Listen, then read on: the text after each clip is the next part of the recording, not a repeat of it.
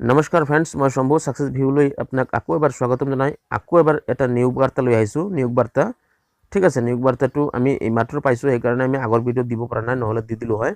তো ফ্ৰেণ্ডছ, নিয়োগ বাৰ্তাত আছে আপোনাৰ ডিষ্ট্ৰিক্ট এণ্ড সেশন জাজ হাইলাকান্দি ৰিক্ৰুটমেণ্ট। ঠিক আছে, হাইলাকান্দি ডিষ্ট্ৰিক্ট সেশন জাজ অফিচত আপোনাৰ পিয়ন চকীদাৰ আৰু ডে চকীদাৰ, নাইট চকীদাৰ, পিয়নৰ পোষ্ট খালী হৈছে।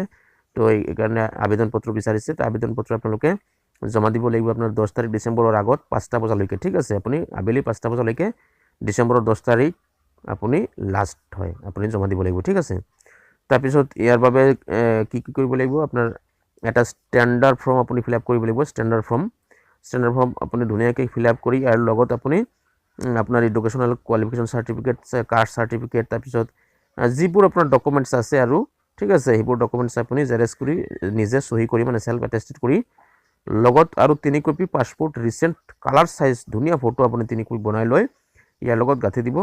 ঠিক আছে, আৰু কি কৰিব লাগিব, আপোনাৰ এটা বেলেগ এটা খাম ভৰাই দিব লাগিব, মানে যিটো খামত আপোনাক মাতিব ইণ্টাৰভিউৰ বাবে এটা খাম 5 টকাৰ ডাক টিকেট লগাই আপুনি ভৰাই দিব লাগিব ইয়াৰ ভিতৰত। ঠিক আছে, তো আহক আমি পোষ্ট ডিটেইল জানি লওঁ। পোষ্ট ডিটেইল হৈছে পিয়ন। ঠিক আছে, পিয়ন হৈছে আপোনাৰ 3টা পোষ্ট, আনৰিজাৰ্ভ আছে 2টা, ST প্লেনৰ বাবে এটা, আৰু চকীদাৰ আছে আপোনাৰ 2টা পোষ্ট, আনৰিজাৰ্ভ এটা, OBC এটা। ঠিক আছে, তো এইবোৰ আপোনাৰ সিলেকশ্যন প্ৰচিডিউৰ আপোনালোকে ৰিটাৰ্ণ এক্সামিনেশ্যন হ'ব।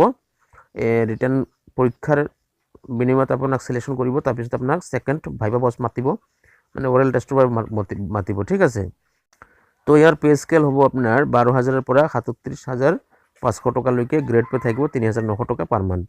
আৰু এডুকেশ্যনেল কোৱালিফিকেশ্যন চাওক, এইটো হ'ল আপুনি 8 পাছৰ পৰা আপুনি হায়াৰ ছেকেণ্ডেৰী পাছলৈকে কৰিব পাৰে। হায়াৰ ছেকেণ্ডেৰীৰ ওপৰত হ'লে আপুনি এপ্লিকেশ্যন কৰাৰ দৰকাৰ নাই, আপোনাৰ এপ্লিকেশ্যন একচেপ্টেড কৰা নহ'ব। ঠিক আছে, তাৰপিছত আহক এজ লিমিট চাওঁ। এজ লিমিট হৈছে আপোনাৰ জেনাৰেল হৈছে 18ৰ পৰা 44, OBC হৈছে 18ৰ পৰা 47, আৰু ST প্লেনৰ বাবে 18ৰ পৰা 49লৈকে। ঠিক আছে, হাউ টু এপ্লাই, আহক হাউ টু এপ্লাই আমি জানি লওঁ।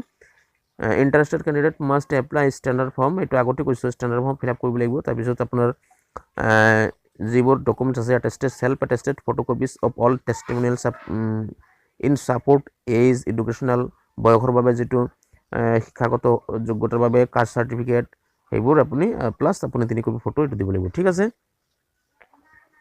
আৰু ইয়াত আপোনাৰ এটা খাম এক্সট্ৰাকৈ দিব লাগিব, আপোনাৰ 5 টকাৰ ডাক টিকেট লগাই ইয়াৰ ভিতৰত ডকুমেণ্টছৰ লগত ভৰাই দিব লাগিব। তাৰপিছত আপোনাৰ ছাবমিশ্যন ডেট যিটো হ'ল আপোনাৰ এইটো পাব্লিছ ডেট হয়, এইটো আপুনি 26/11 নৱেম্বৰত 26 তাৰিখে পাব্লিছ হৈছে, আৰু আপোনাৰ লাষ্ট ডেট হৈছে আপোনাৰ 10 তাৰিখ ডিচেম্বৰলৈকে। ঠিক আছে, তো ফ্ৰেণ্ডছ আজি ইমানেই, আৰু লগ পাম নেক্সট ভিডিঅ'ত। তেতিয়ালৈকে আপুনি সুস্থ সুন্দৰ মংগলময় থাকক, এইটো কামনাৰে আজিলৈ আহিছোঁ। জয় আই অসম।